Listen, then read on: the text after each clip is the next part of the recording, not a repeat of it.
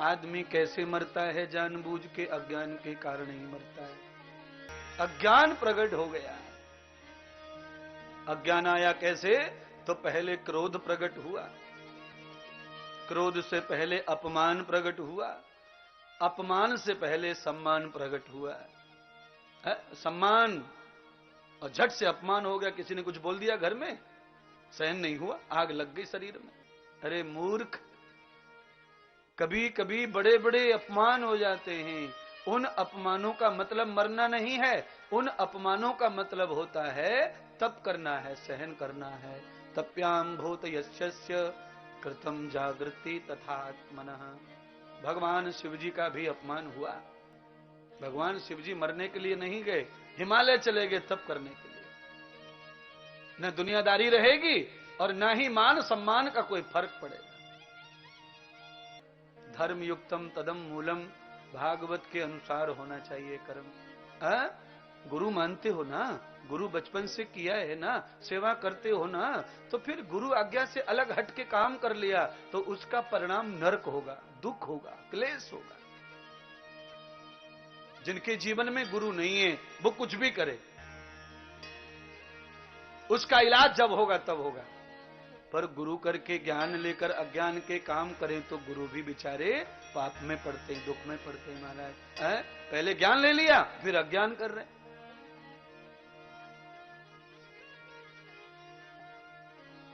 क्या है संसार में बताइए? क्या है संसार में जिसके लिए तुम्हें मोह है? उसकी पोल मुझे अच्छी तरह से समझ में आती है, बहुत अच्छी तरह से। संसार कब तक है? जब तक तुम्हारे पास में उन्नति है। जब तुम्हारे पास में उन्नति अवनति में आ जाती है तो संसार अपने आप तुम्हें छोटा दिखने लग जाता है। ये रिश्ता छूट गया, ये लोग अलग हो गए, ये भी अलग हो गए, ये भी अलग हो गए।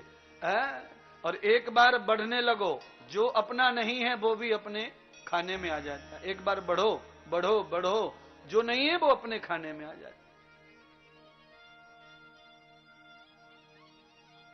एक बार कमजोर हो जाओ, धीरे धीरे सब छोड़ने लगते महाराज। दुनिया की परीक्षा लेने के लिए महाराज जी की बातों को सच है या झूठ है ये परखने के लिए कभी संसार में ऐसा करके देखो। एक बार थोड़ा गरीब होके देखो।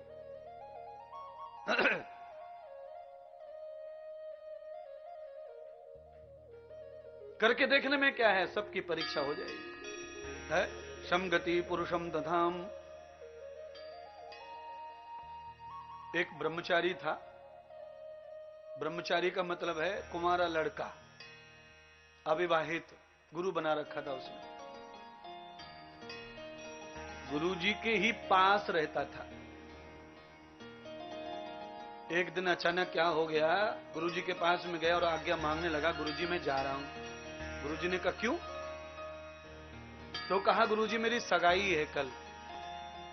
तो गुरु जी कहने लगे बेटे सगाई हो गई तो आज से गुरु छूट गया।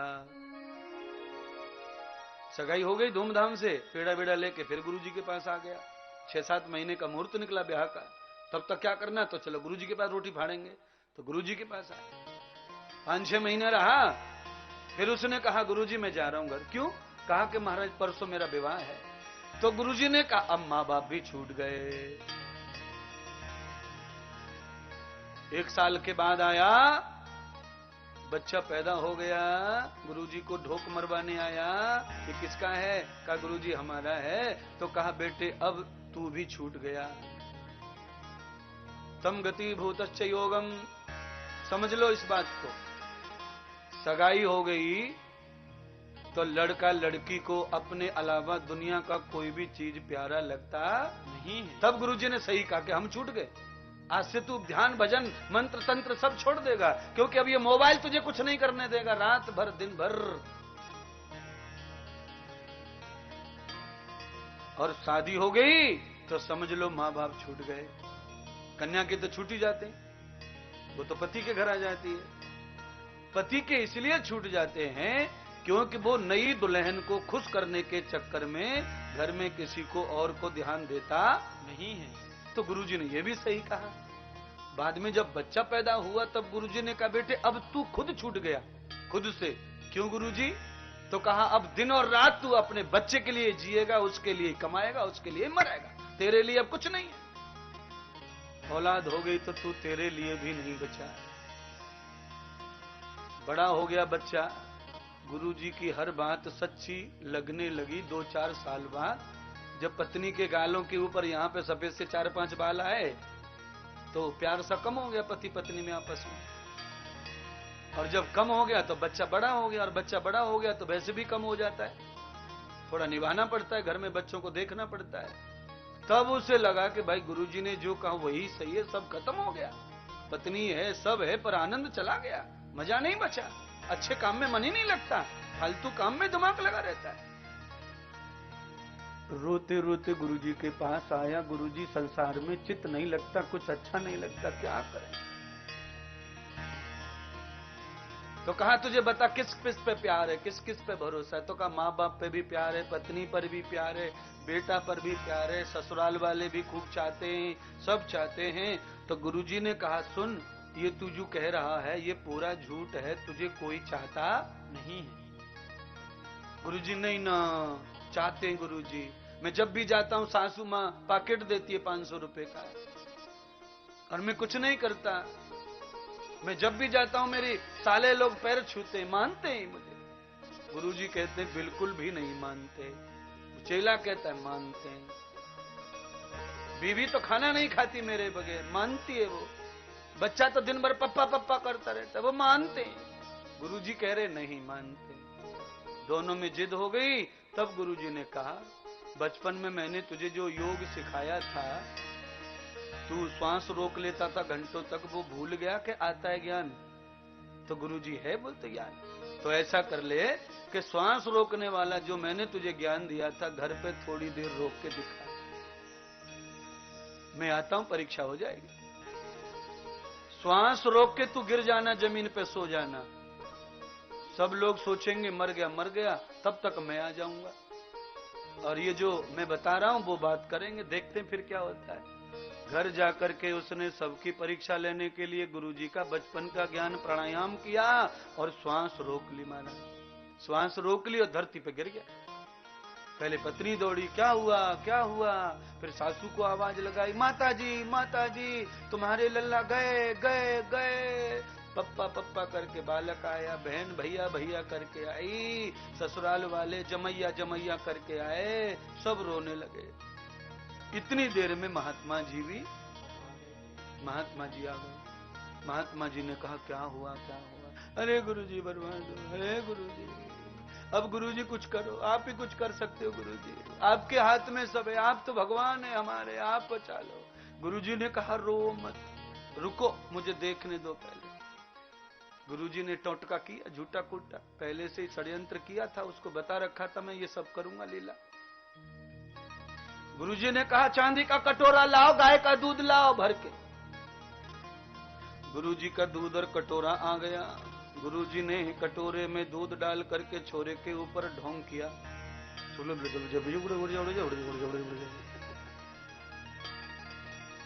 ये ध्यान रखना, जो भी टोटका करने वाले हैं वो यही बोलते हैं जो मैं बोल रहा हूं। उनके पास कोई मंत्र होता नहीं है, कुछ नहीं होता है। जो क्या है ये नहीं पता, कोई नहीं जानता, ये तो वो करने वाला ही जानता है, ये समझ लो आप। गुरुजी ने वही किया, ढोंगी तो करना है। उतार के सिर के बगल में रख दिया और कहा देखो बहू रानी तुम्हारा पति जिंदा हो सकता है, ओ माता रानी तुम्हारा बेटा जिंदा हो सकता है, ओ सासूबाई तुम्हारा जमाई जिंदा हो सकता है, ओ बेटा तेरा पापा जिंदा हो सकता है, पर ये कटोरे का दूध जो पिएगा वो मर जाएगा, उसके बदले में ये जिंदा हो जाएगा। सबसे पहले मां को कहा, क्योंकि मां से ज्यादा मरने का किसी को दुख होता नहीं है। मां को कहा पहले, मां जी आप तो बुजुर्ग हैं और ये बुढ़ापे में वैसे भी कुछ लेना देना नहीं है, तो बेटे के लिए कुर्बानी दे दो, लो दूध पियो। माता कहती है पंडित जी गुरुजी अब भगवान के आगे किसकी चलती है? भगवान ने जिसको बुलाया है उसको ही जाने दो, मेरा नंबर नहीं। बेटा सुन रहा? अब फिर जमाई और ससुर की बात। ससुर जी को कहा, सास को कहा, तुम तो इतना कह रहे थे कि अब कौन दक्षिणा लेगा, अब पैकेट कौन लेगा, मैं किसको दिवाली पे कपड़े दूंगी। तो कपड़े देने वाले को बचाना है तो आधा आधा दोनों पी लो सास ससुर। अब महाराज कन्यादान होके बेटी से रिश्ता भी क्या रहता है?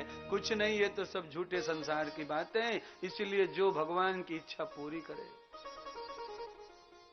अब पिताजी को कहा, पिताजी ने कहा मेरे पास में क्या गुरुजी, आप जानते ही हैं अगर अब ये गया है और मैं बुजुर्ग आदमी जाऊंगा तो फिर समझो मैंने कभी धर्म कर्म कुछ किए नहीं है तो मेरे को तो दूसरा जन्म अच्छा नहीं मिलेगा। तो अब मैं थोड़ा पूजा पाठ करके आपकी सेवा करके बचे जन्म सफल कर लूं, इसीलिए जो हो गया सो हो गया, अब क्या करें। अंत में करवा चौथ वाली को पूछा, करवा चौथ कभी पति ना मरे है, चालनी में दिया दिखे गधा बनाती पति को। चंदा बाबू के दर्शन हो गए, खा लो हो गए दर्शन। लो चंदा भी पैदा कर लिया हाथ में ही, आटे छालने की छलनी में चंदा बना लिया। नाटक देखो, इससे बड़ा झूठ दुनिया में कोई नहीं है।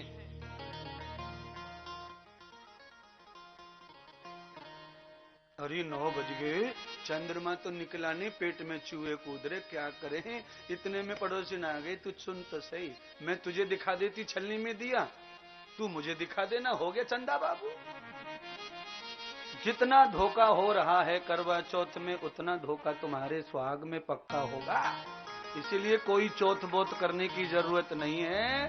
हर समय पति को स्वस्थ रखो, संयम से रहो, अच्छा भोजन करवाओ, टेंशन कम दो।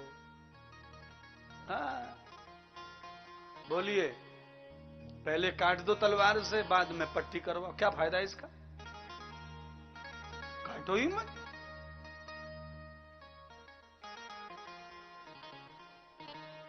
पत्नी ने कहा मैं क्या कर सकती हूँ, मैं इसकी जगह पे मर सकती हूँ, मैं तो इनको बड़ा चाहती थी, पर गुरुजी आप जानते हैं छोटा बच्चा जो रहता है वो बिना पिता के रह सकता है पर बिना माँ के नहीं। ले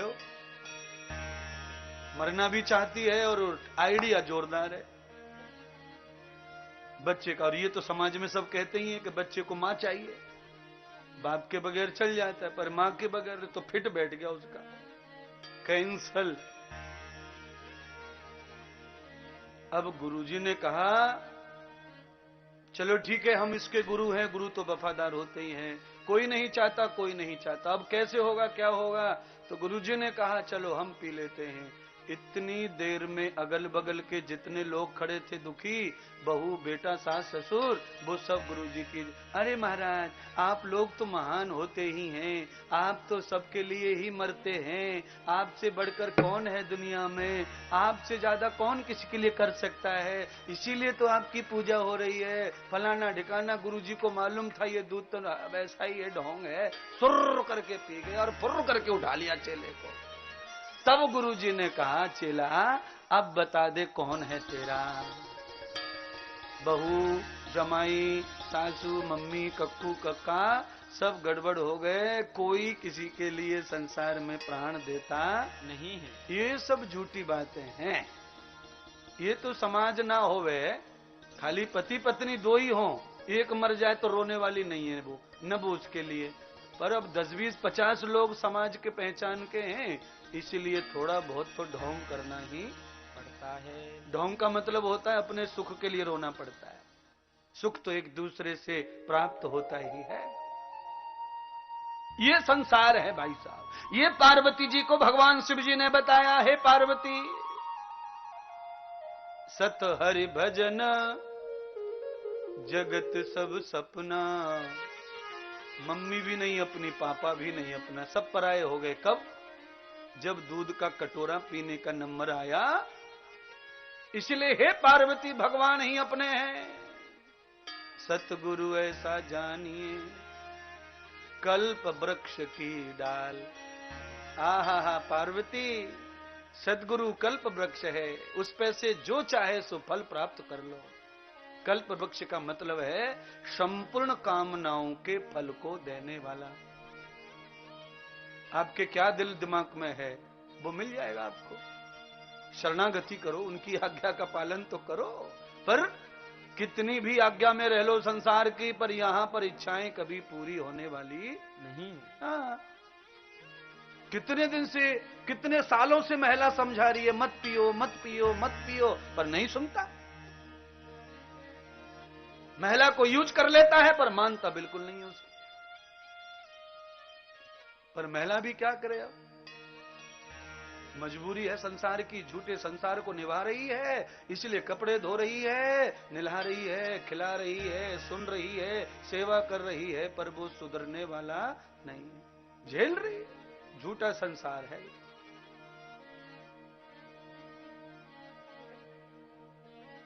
कहूं उमा मैं अनुभव अपना।